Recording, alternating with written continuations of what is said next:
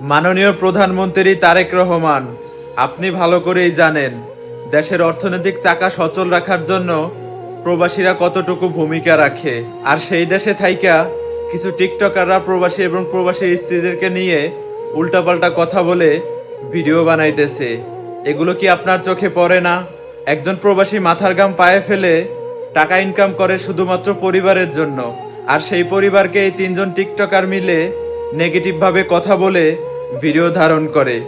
আমরা 3 কোটি প্রবাসীরা মিলে দেশের অর্থনৈতিক চাকা কতটা সচল রাখতেছি সেটা হয়তোবা আপনি ভালো করেই জানেন। যদি আমাদের প্রবাসীদের ধারায় দেশের অর্থনৈতিক চাকা সচল থাকে, তাহলে আপনার কাছে আমাদের অনুরোধ, এই তিনজন টিকটকারকে আইনের আওতায় এনে এমন শাস্তি দেওয়া হোক যেন পরবর্তীতে তাদের শাস্তি দেখে বাংলার জমিনে আর কোনো টিকটকাররা প্রবাসী এবং প্রবাসীর স্ত্রীদেরকে নিয়ে উল্টাপাল্টা কথা বলার সাহস না পায়।